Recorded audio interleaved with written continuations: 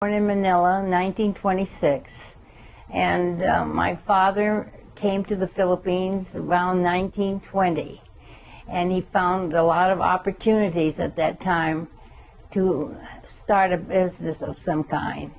For he came from Hamburg, New Jersey, and he didn't want to be a farm boy, as his mother had hoped he would stay, and he left home when he was 14. And he was with the Merchant Marines, and he started off as a cabin boy. And that's how he ended up seeing the Orient. And he liked what he saw. And then when he went back to New Jersey, he told his mother that he wasn't coming back. He was going to make a home there in the Philippines. And while he was there, he started a small cigar store. Now, was he married at that time? No, he was single at that time.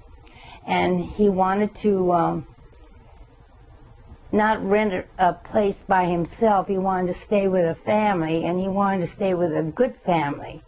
And he, being a Mason, he met my grandfather, though at that time he wasn't married to his daughter, but he became my grandfather, who was also a Mason. And they got to talking and everything. And at that time, my grandfather was sent by the Spanish government to the Philippines as a surveyor. And when the Americans came and took over the Philippines, he lost his job. And my grandmother started to rent out rooms. And so he told my father that there was a room that he could rent to them if he would like to stay with us. So that's how he got involved with my grandmother and my grandfather, whose name were Gauffours, Paris Gauffour. And he met my mother at that time, and she was only 15. And he took a real shine to her, and he was in his 30s. And my grandfather noticed it, and he told him, no, she's too young. I have other daughters that are older that you might like even better, you know. But being that he was an American and he was doing well, you know, they liked him as a person. But being there was a difficulty in the language, he was very concerned that if my mother married him, it would be a great rift because she didn't speak any English. Well, to make the story short, 3 years later they got married. And he was 35 and she was 23. And they had a son a year later. They were married in 1917. And my brother was born 1918, October 18th, 1918. And then there were a couple children in between, but they died at birth. And then I came along. And we stayed in the Philippines, and my father progressed real well with his business, and then he opened up the Plaza Lunch, which was small at that time. Tell us about the Plaza Lunch. Describe what it was. Well, the Plaza Lunch was a restaurant that was open for 24 hours a day, and most of its clients were the old-timers, as they called them. And they would come at noon hour to have lunch there. And it had a counter and then tables, and it was right in the heart of the city on Plaza Goiti. And Tom Dixie, which was a nightclub, was right next door to us. And they were very good friends, Tom Dixie and my dad. And it was the most popular area for Americans to come. And my father devoted his whole life practically at the restaurant. We hardly ever saw him at home. And then from that he branched out and decided to import American cigarettes, because the Filipino cigarettes were with dark brown paper and very strong tobacco. And he introduced the white paper that we have for cigarettes, which was very new in the idea. And he had R.J. Reynolds, the tobacco company, and he had a contract with them for over 30 years with a handshake and his word. And they would ship the cartons of cigarettes from the United States to the Philippines, which would take 30 days. And I remember as a child growing up, my father looking at the calendar and counting the days till the ship would arrive, because they had to be fresh in order for him to restock. And then he would travel through the islands and then come home. Now, at this point in time, it's somewhere close to the time that the Americans were suffering from depression. From Yes, the Great and it Depression. was in the 30s. Yes, in the 30s. So in the Philippines, it was a little bit different Oh story for yes, your we father. didn't feel the depression. We heard about it, but we didn't feel it. And then 1940, my brother was killed in an automobile accident, and he was 21. And he wasn't driving. A family friend was driving the car. And it hit a truck, and it went under the truck, and it was late at night. And my brother was supposed to leave the next day on a business trip for my dad, and he was killed instantly. And so my mother refused to leave the Philippines to go to Los Angeles, because we had a home in Los Angeles. And my mother felt so broken up over the death of her son that she didn't want to leave. Well, then we stayed, and then 1941 came. Before you go into there, let's talk a little bit more about pre-war Manila and what you remember about that, and if you could visualize and describe what Manila was like. Well, Manila was a paradise, especially for the mature person. They had all the different clubs that they could join, and like the Elks Club, the Lions Club, the Masons, they had the Polo Club, and these were social events that they could join their families to. And there were lots of servants. It cost nothing to have 5 servants at a time in the house. One is the cook, one is the housekeeper, one is the laundress, one is the maid, and the chauffeur. And that was a very common thing to have in the family. You didn't have to be rich or poor, you just always had help. And it was a big social life. There was business booming. People were well off, and they stuck together. There was no intermingling with the lower class. It was strictly the higher middle class families that were together, and their children knew each other, and there was always hope that they would intermarry.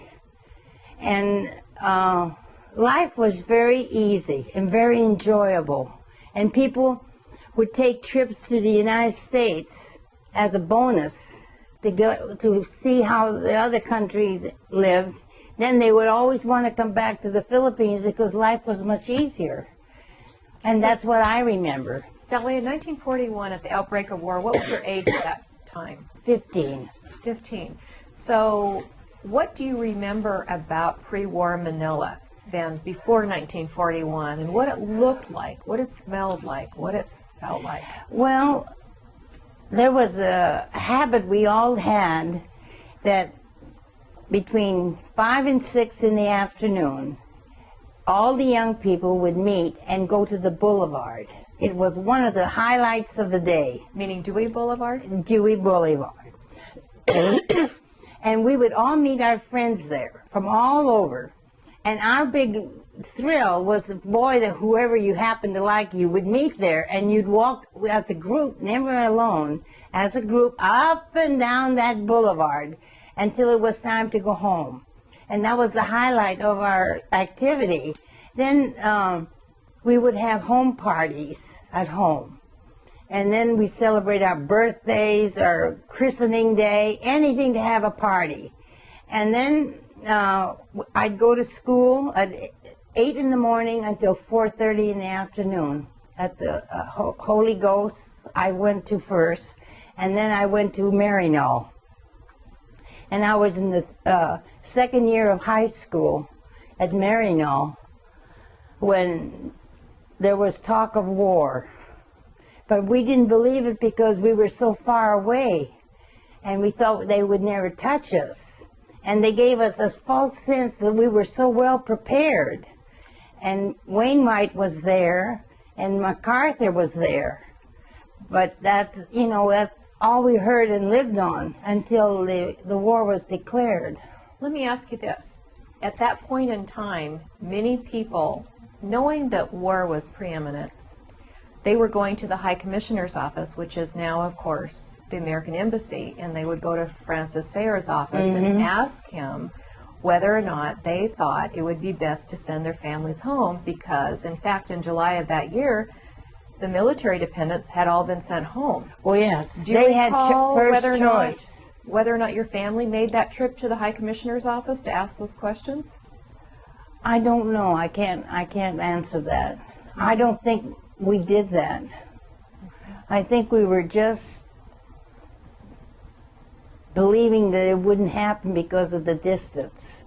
But when they sent the families to the States, and then the military men came to the Philippines, that was a few months before the war started, is when we started to feel that maybe we had false hopes. But by then, all the ships were taken, and they weren't taking anybody out of the Philippines to leave. Do you recall what, if anything, your family did to prepare for war, for the possibility that it would come? We did nothing. Nothing at all. We lived the same as it was normal. Our servants were still staying with us, and the Plaza Lunch was still going on, and the tobacco business was still going on. Though my father wasn't there, he was in Hong Kong. And he stayed in Hong Kong for a few months, and then he would come to the Philippines. And that was the last time we saw him, when he came to the Philippines before December. Then he left for the States to come back and get us if we were going to leave at all. So we were really in a dream world. And that when the war did break out, the first thing everybody did was run to the bank to get their money out. And my cousins and family talked to my mother to live out in the provinces. And one of our employees offered their home just for us to stay there, because it would have been safer than being in Manila if the bombing started. And we went to the province and stayed there for a month. Which province? No, That's all right. That's okay. I forget the name of it. Okay, that's all right. Now, you were going to school in Manila before the war. Yes. Could you describe, that was a private school, Catholic school? Yes. Could you describe that for us, please? Well, it was run by the Maryknoll nuns, and there were American nuns. And my mother and dad at that time liked the idea that I was getting exposed to the American cultures through the sisters. And there were more American children in that school, as well as British children, so that we could all get together and mingle together. And we had to study very hard. It was just a girls' school. Yeah, it was just a girls' school.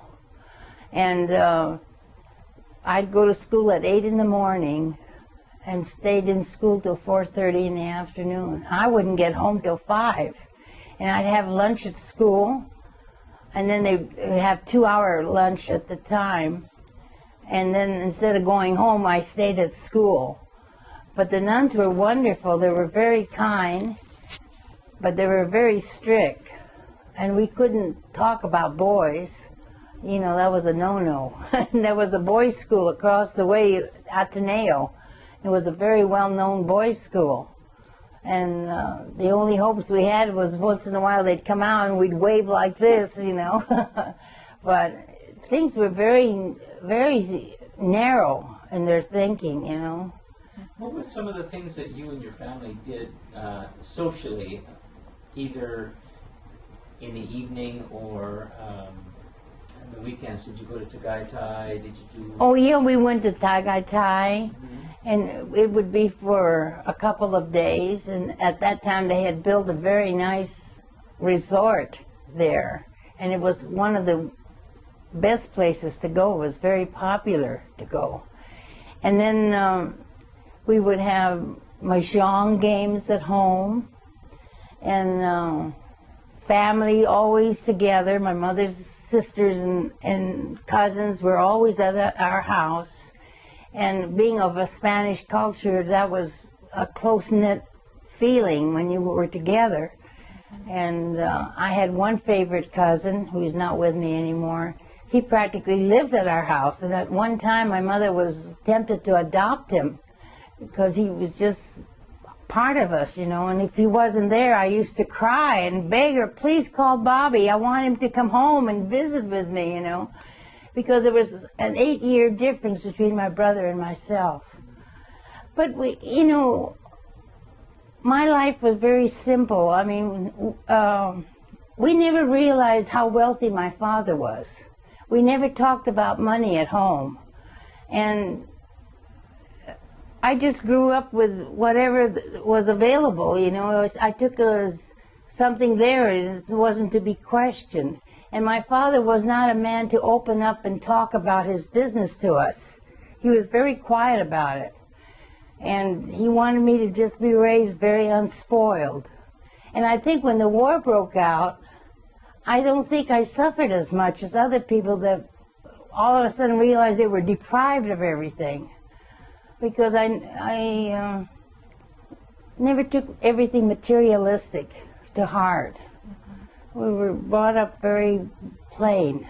Do you remember going to the movie theaters? Oh, yeah, we went to the Ideal movie theater. We lived at the movie house, 8 o'clock in the morning.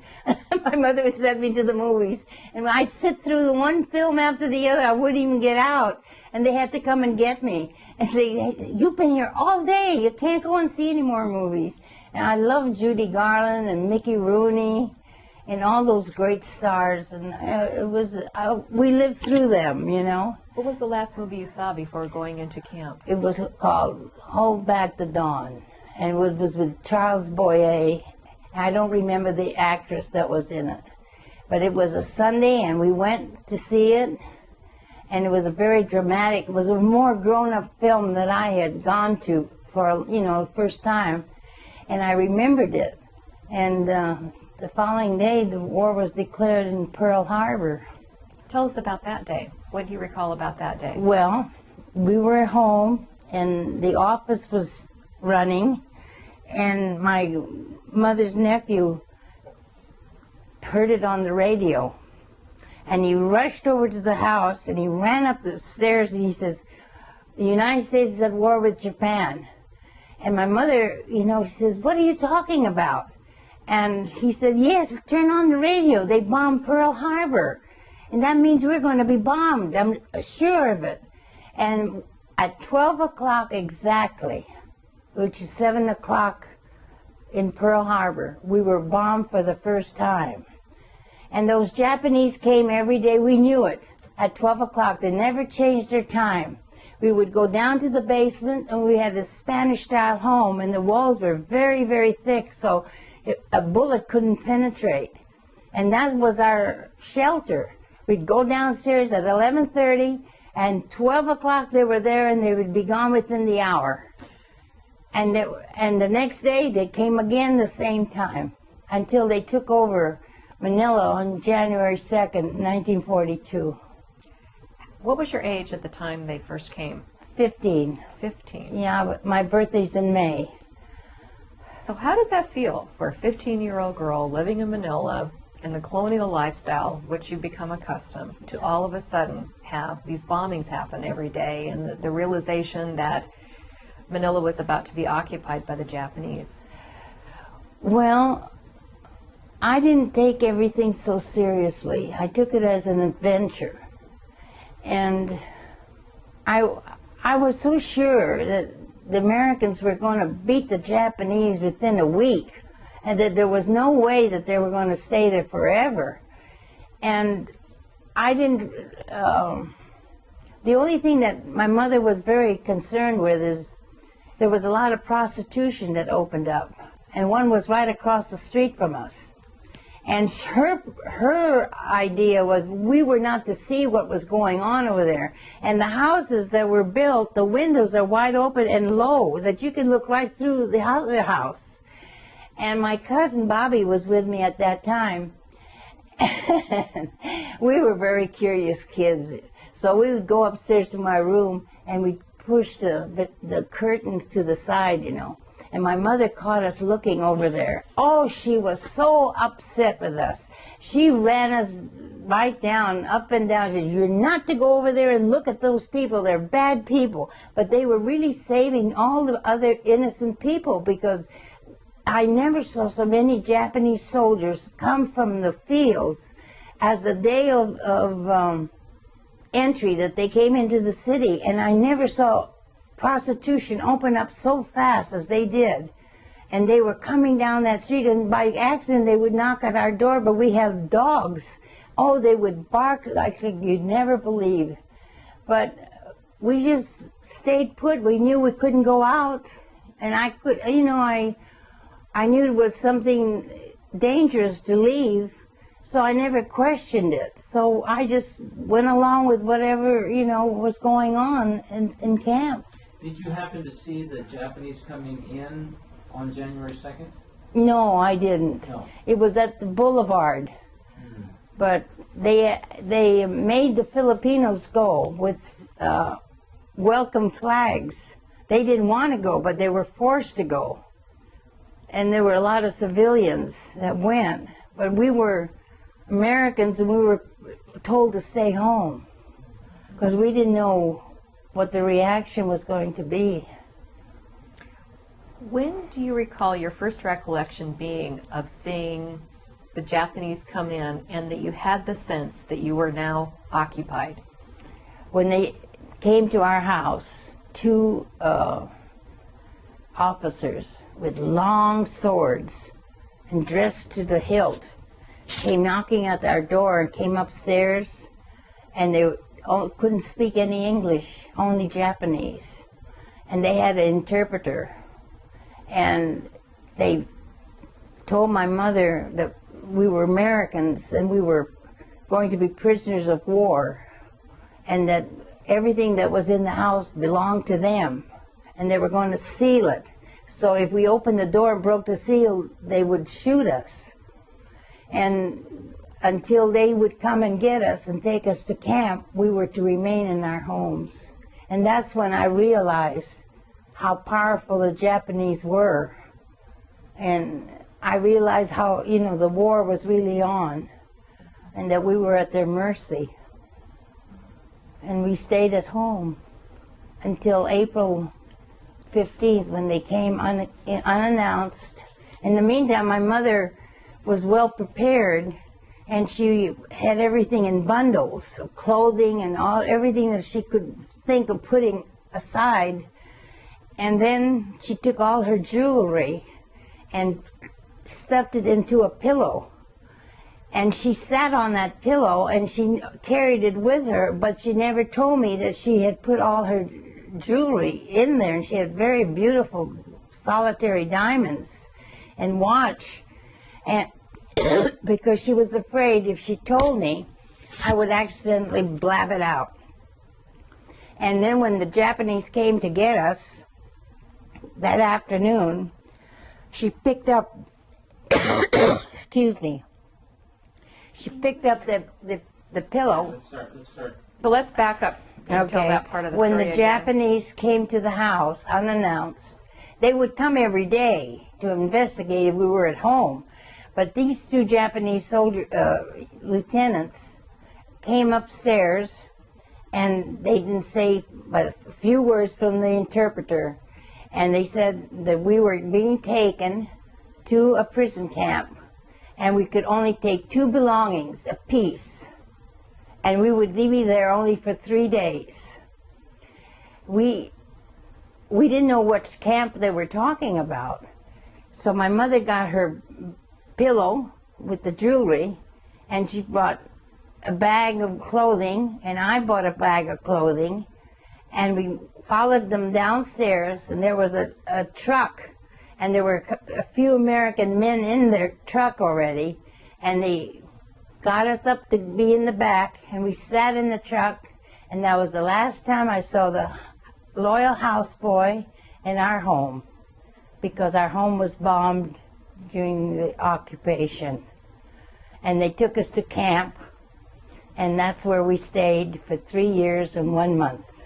Let me ask you something. Why do you suppose it was the Japanese told you to only bring enough food and clothing for 3 days?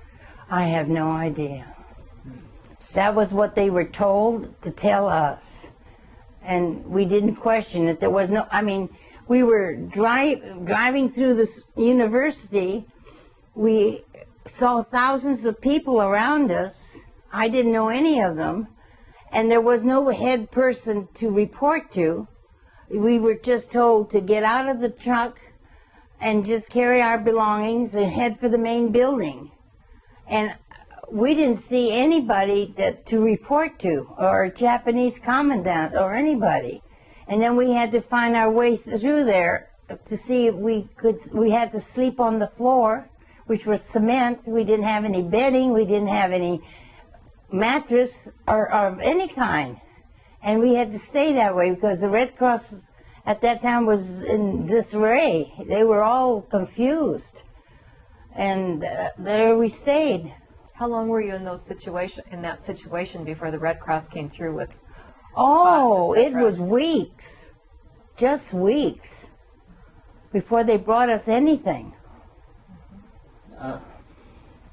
Before I forget that, I wanted to ask you, you stayed at the Boulevard Apartments? Yes, Dewey Boulevard Could you Apartments. describe that a little bit? Oh, that was well, Cadwallader's. Yeah, Cadwallader. It was it was a beautiful apartment building, and it was right on facing Manila Bay, and where we used to walk.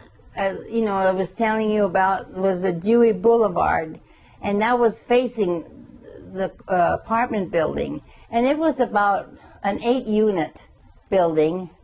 And we rented it, and we were very happy with it. And we stayed there for a little over a year.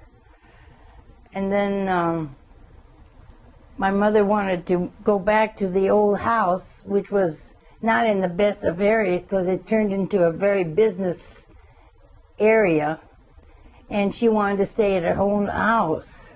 So we moved from the Cadwalladers to the house on Salis that was bombed. We lived upstairs, which was very big, and we had beautiful wooden floors, and it was very comfortable, and the office was downstairs. And we had employees, and we stayed there until they came and took us to go to camp. Now, was your brother still alive at this No, time? he died already in died. He had already 1940. died. Okay. So it's just basically you and your Just parents. me and my mother. So then you and your mother were sent to the main building, and then your father was sent, what, to the education building? No, my father was never Oh, there. he was never there. Oh, I see. No, Okay. He didn't hear from us. I don't think we heard the story about her dad traveling and being in Okay. Hawaii and stuff. So maybe we ought to get Back into that up a little find bit. out why her father wasn't there with him. Okay. Well, my father traveled extensively, all the married life of my mother. And it was always on business, about tobacco business. And he would be gone. At that time, the ships would take 30 days to cross the Pacific. It isn't like now. And so, at that time of the war, he was at Pearl Harbor on a ship that was going to the Philippines. And they thought it was a practice run. They didn't realize that war had been declared.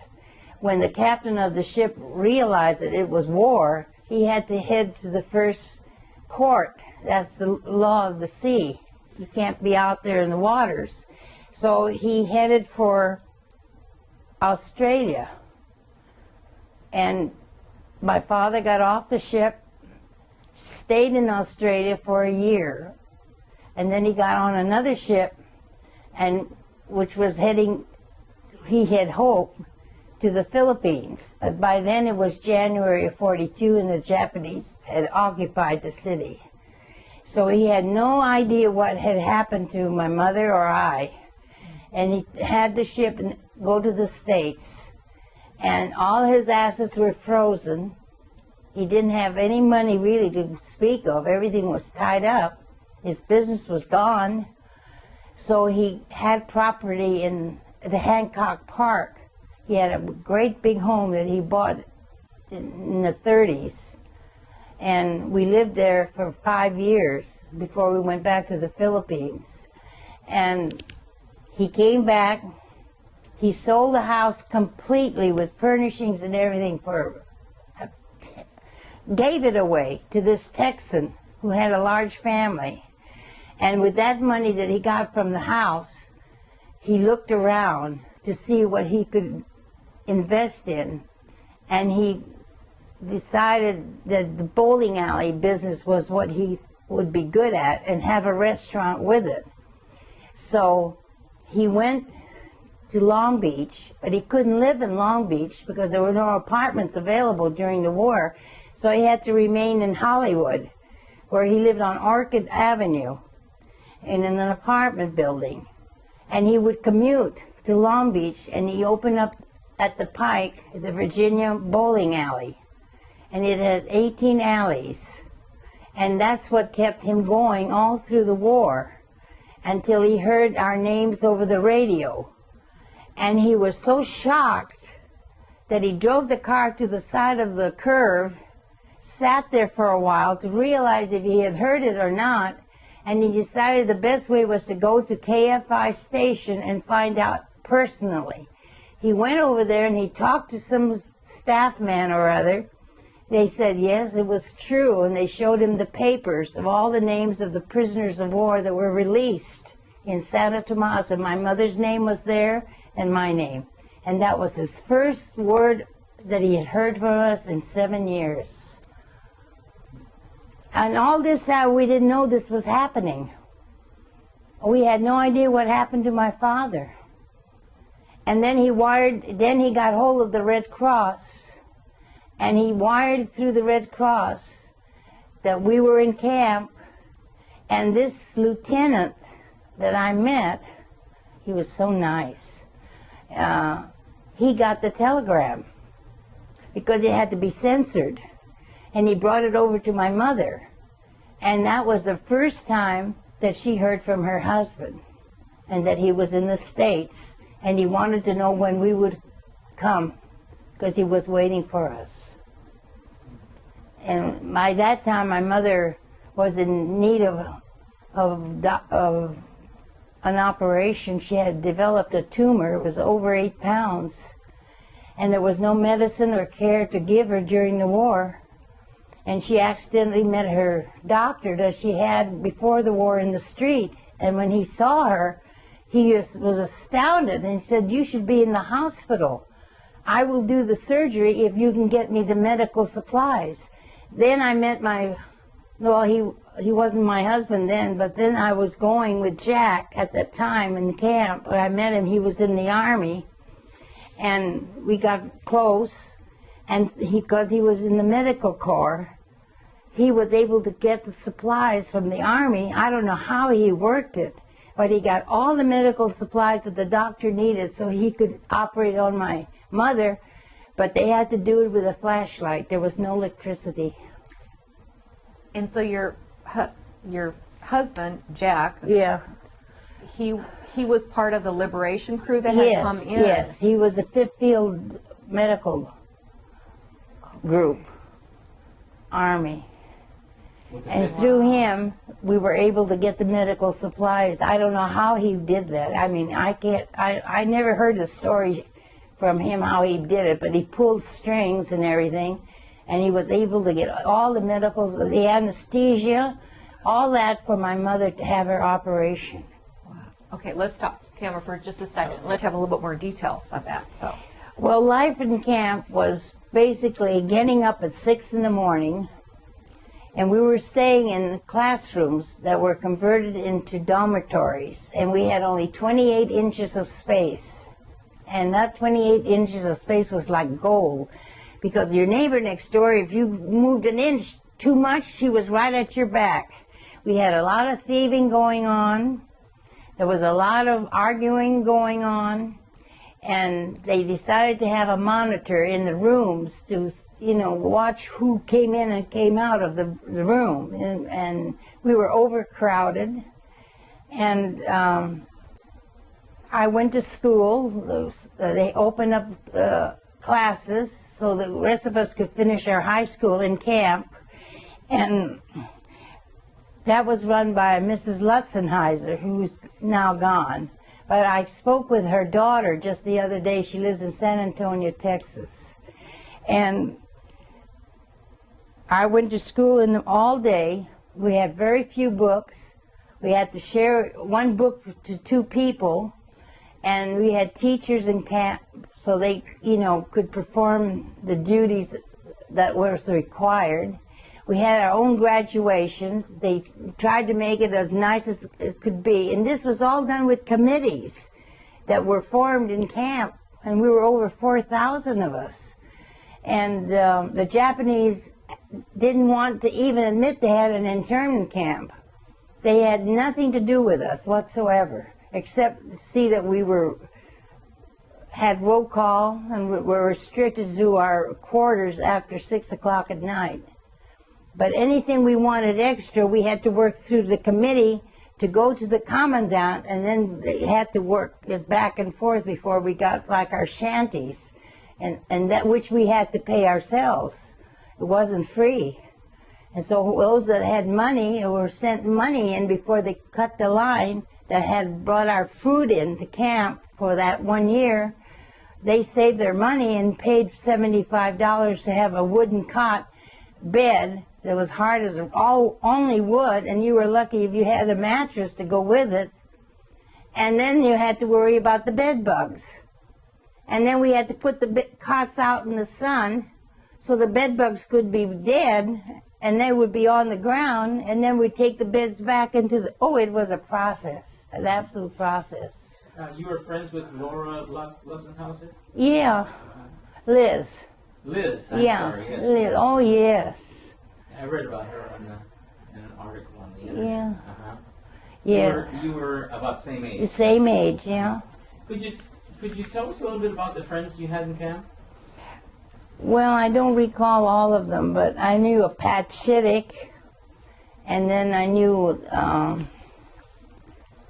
Liz Lutzenheiser, and the Beeman boys. I remember them. And Wally Guittard and his brother, I think his name was Bill, I'm not sure. But we lost contact, and I forget.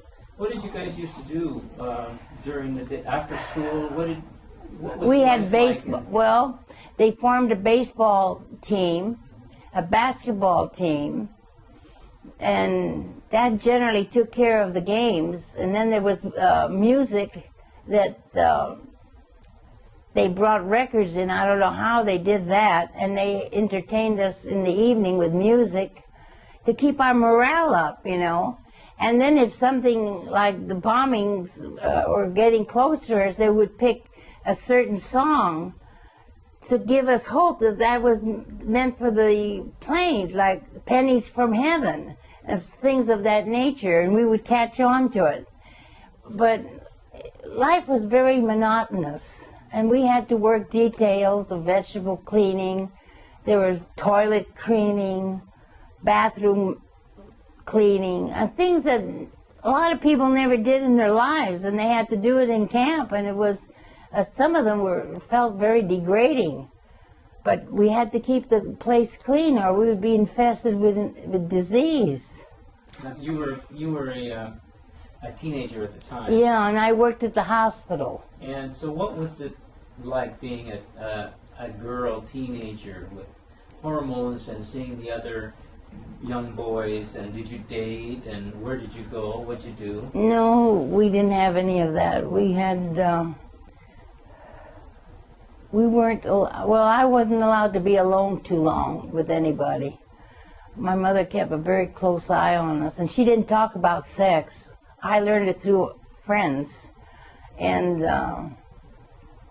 pregnancy was quite prominent in camp, you know. And these were married people most of the time, but I was kind of shocked that it would try to bring a child into that camp with no food. And I guess it left me an impression of to be careful, you know. But our associations with the fellows they were always working. So there was only the evening time of an hour or two to be together and talk.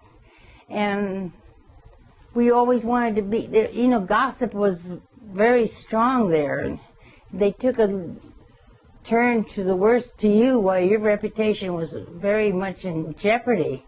And I guess a lot of us wanted to keep our reputation as clean as possible, because that place was like a wildfire of gossip. You know, as soon as they saw somebody, they'd talk about them. They were kind of vicious. And it wasn't like you had any opportunity to get away from these people. No. You had any privacy around None them at all. Yeah. We lived in each other's pockets. And then, you know, we had to learn to lose our the word I want to use,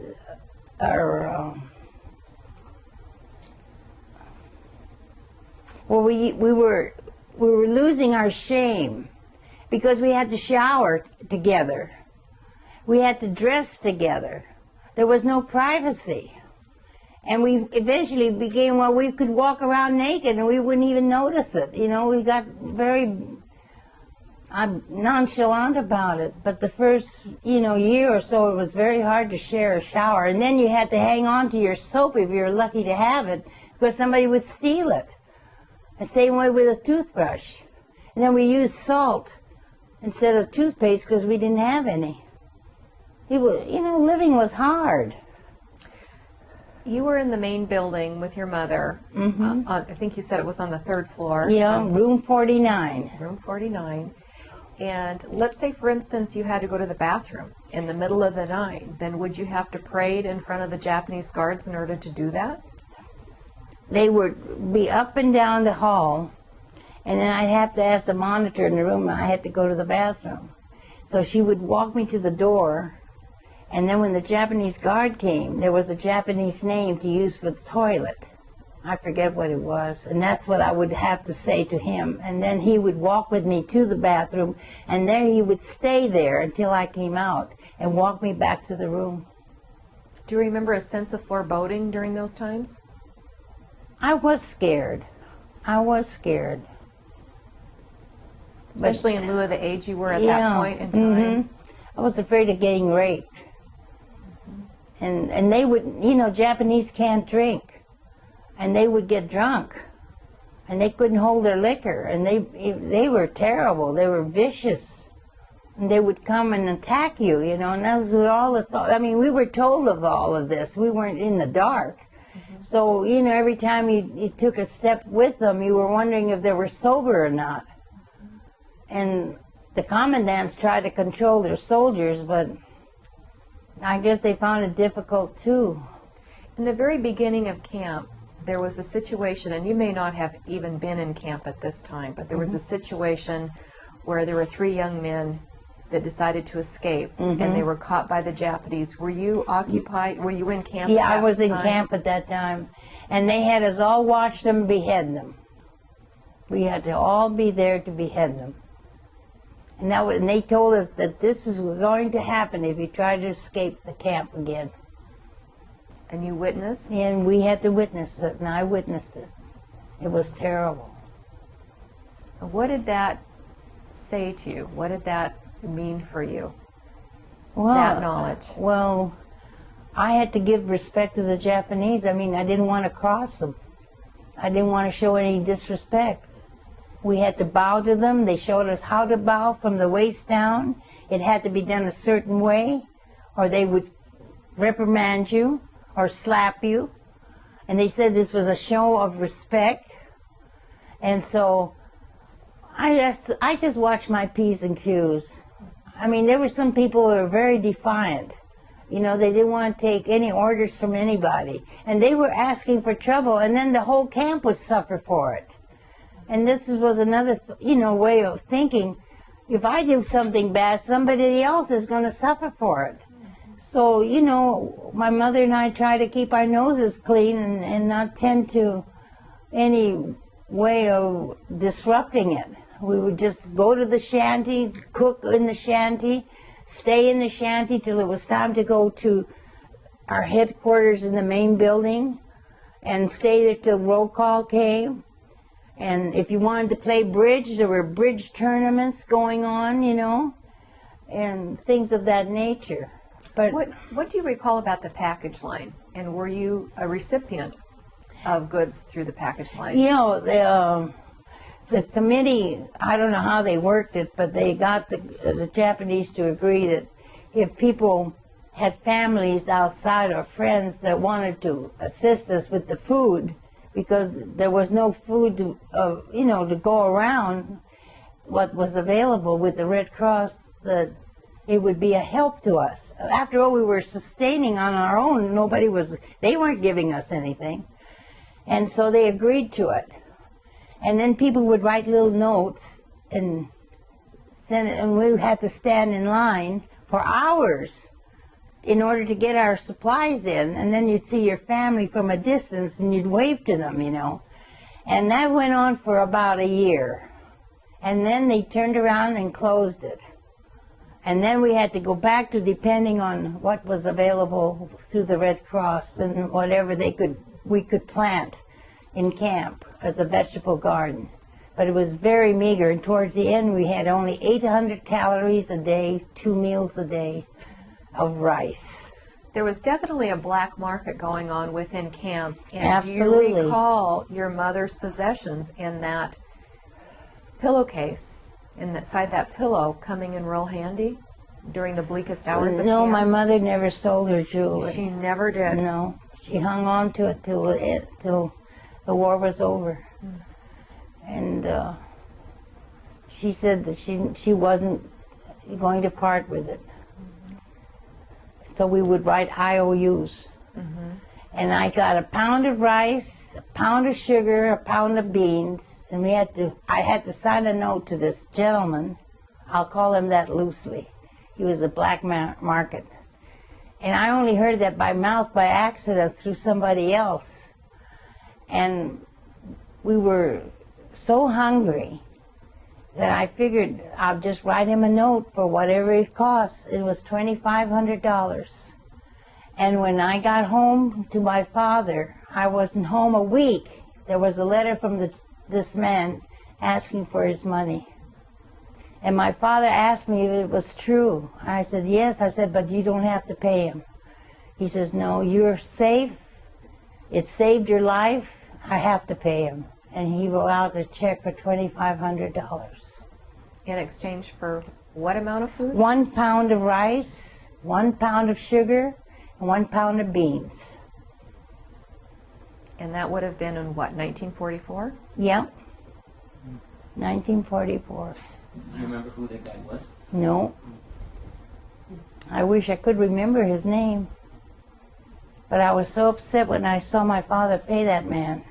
He made money with everybody. I don't know how he got it. He got it through the Japanese soldiers, is where he was getting his supplies, and he would pay them. There was always a racket in that camp, you know. There was always somebody there trying to make a fast buck. You had mentioned to us earlier that you were quite surprised when you entered Santo Tomas how many Americans there had been living in the Philippines. That's right. Can you tell us a little bit about that? Well, being I was in a Catholic school, my associations were with a lot of Filipino families. There were well-off families that could go to a private school. And few Americans would go to a private school, of a Catholic school. They had the American school and they had Bordner. And I didn't know anybody from those schools. My association was with the Spanish culture and Spanish friends. In fact, I thought I was going to marry a Spaniard when I got out of camp. I mean, that was all I knew. And when I got into camp and saw all these Americans and all these young people my age, I was flabbergasted. I said, where are you all from? She said, we live here, we live there. And it was just amazing. That's where I made most of my friends, was in camp. and I hear from them occasionally, you know. But it was a strange feeling. I was just couldn't believe there were that many Americans or Britishers or Free French or Russians that lived in the Philippines. And so I got a real surprise, and I learned from them. You also had mentioned to us that having been through the experience of Santo Tomas really impacted your life. Maybe you could expound on that a little bit. Well, when I got out of camp, my first reaction was I wanted to forget about the place. I didn't want to see anybody from that camp again. I just wanted to have a new life. But I didn't realize when I left the camp, all my emotional upbringing inside was dormant and suppressed. And all I could see was one day at a time having a good time. And I didn't really understand my own feelings and how psychologically I was affected by those 3 years of living in camp like that, not knowing anything and just growing up with kids in that camp. And it was so limited of all the new things that were going on outside. And then when I got on the ship and got to the States, I was surprised that they just let us free and didn't have us consult a psychologist or anybody. They just, I remember getting off the ship with that whack uniform, and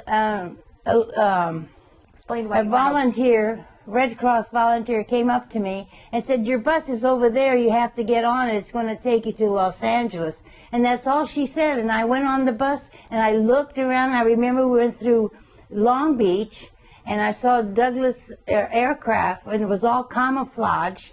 And, you know, that was the first signs I saw of the war that was here in the States. But everything just was overwhelming. It was just too much. But I didn't realize it. And, you know, I just... When did you realize it? Oh, not for till many years. Many years. And how did that come to you, that realization? When I got married and had children. And then I had to learn how to cope having children and how to bring them in a normal life, you know, and look back on my own childhood and try to grasp experiences from that to raise them. But it was a learning experience. And I just read Dr. Spock and hoped for the best. He was the baby doctor's book I got hold of, and I just kept reading it to help me along, because my mother couldn't help me. She said it had been too many years since she had raised children, that she said it would be very limited for what advice she could give me. Well, and she had probably had all kinds of help that you didn't have. Yeah, that's right. Did you talk about your experience at camp with anyone during the time that you raised your children, or did you share that experience with your husband? I had, well, my husband was, he wasn't very helpful when I had the children. He was more laid back. He just left it up to me to do the best I could with the kids. But I know when I had David and he was just born, I was so petrified I couldn't touch him. And for 3 weeks, my husband took over. I was so overwhelmed at the fact I had a baby. And I was so afraid to hold him because I was afraid he would fall and that'd be the end of him. And that was all because I hadn't grown up enough. I hadn't been exposed to children, you know, or at birth or anything. I had no one to tell me anything. So I was just learning as I had my kids. And then when I had my second one, I was more relaxed. I was more comfortable raising him and teaching him, you know. I feel like you really missed out on your childhood and you're growing up. I think so. I really missed more than I thought. And do you remember having dreams during this phase of your life that would indicate that you were kind of reliving your Santo Tomas years? no, I didn't have any of those things. I didn't have any of those dreams. At what I remembered, you know, being deprived of the food and having a hang-up of writing recipes galore and getting cookbooks, you know. And when I came back here, I would read the cookbooks and read them and try to the recipes, you know, and I always wanted to make enough so there would be some for the next day or two. I was always afraid we were going to have a catastrophe and there wouldn't be any food. That part always hung on to me. do you think your children have come away with that as a result of your experience in Santo Tomas? Well, my children haven't talked too much about the camp life. I talked a little bit to them about it, but not in great detail. But you know, I was there, you know, and my mother spoke about the camp to them, you know, but... What is your gut instinct that might be a generational effect to your children of the experiences that you had? Well, they have to live through it to know what I went through. It's hard for me to put myself and tell them this is how it's going to be. They have to experience it. But I want them to be better people, not be prejudiced. I want them to be more open with people, be more accepting of people, and not have all the things that are happening today, you know, gangs and shooting, and that we never were raised with. So, you know, there's something wrong that's causing these young people to turn like that. And all I want them is to be good, upright citizens and not bring shame to the family. That's my utmost feeling. Do you have a sense of pride that you survived internment? Oh yes, I have great pride in it. I think it's a miracle. What did you learn about yourself? I came out feeling stronger, able to face life better, accept consequences better, and be brave, not afraid to do things. What does that mean, be brave? Tell me what that means. Well, not to get so uptight about circumstances you can't control. To accept it better, look on the better side of life. There's always hope. And that's about all I can say. It's just feeling that you can do something and do it. Make yourself happy at whatever it is. Sally, what does freedom mean to you? Oh, it's going to bed at night with peace. To know I can get up the next morning and everything is in control. There isn't the fear of bombing or being held in camp or, you know, enemies taking over. That's what it means to me. Just living in peace and doing whatever I want to do. There is nobody there to say you can't do it or go where you want. You know, just like this trip, just one day. You want to go to Oakland? I said, sure, why not? You know, it's a freedom that I like to have, that I can say, yes, I can do it. There's nobody there to say, no, you can't do it because you know, this or that or what other. I like to be independent. And that's my feeling. I have, you know, I feel grateful to the camp because as hard as it was, it gave you a survival feeling that the worst has happened and there's some hope the next day for you to hang on to.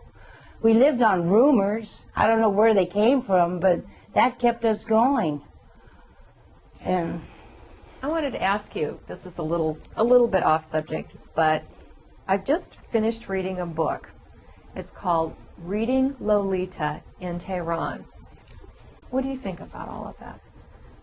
well, I think it's very possible that's what happened without our realizing it, that we were victims of the camp. And we were so restricted that we lost any insight of what freedom was. And when freedom came to us, we didn't know how to handle it. you know, a lot of people went crazy. They just went, they did everything, all that they had been deprived of, and there was no self-control. And they may have gotten into trouble on account of it. So my feeling was when my dad, he presented me with a beautiful convertible Chrysler car, and I told him I didn't know how to drive.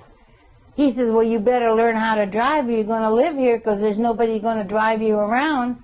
I learned how to drive in 3 days, but it took me a year to know what I was doing. And that car was freedom. I could go to Hollywood, I could pick up my friends, come back to Long Beach. I mean, that was the most freedom I ever had. And I never thought I would ever have a car. It was just unheard of. And you say you go off to Hollywood to pick up your friends. Now, were any of these people From camp. They were from camp. Yes. So you did have a peer group Yeah. that had gone through the same circumstance Yes. that you had gone through. How helpful do you think it was that you had that peer group to Well, lean upon? well, I felt more comfortable. I tried to make new friends, but I found I had nothing in common with them. They were my age, but they lived in a very calm, collective life, and they didn't have anything deprived from them. And I didn't have that closeness with them. That if I had my friends from camp that I was lucky enough to keep in contact with, and were in the Los Angeles vicinity, I was at home. I felt I was back in the Philippines. I was with people that I knew, and I felt comfortable with, because we had the same experience. And we were all out for a good time, you know. It meant a lot more to us, because we had the freedom to do it. We did innocent things, you know. We would just drive around and go to the movies, and dated some military fellows we would meet by chance, and have dinner out. It was just good, clean fun that we never had while we were growing up in camp. And it was like an eye-opener. And when I met my husband, I think that's why I married him. I had known him from camp, and I felt I could trust him. It was somebody I knew for a long time, and I had a lot of faith in him.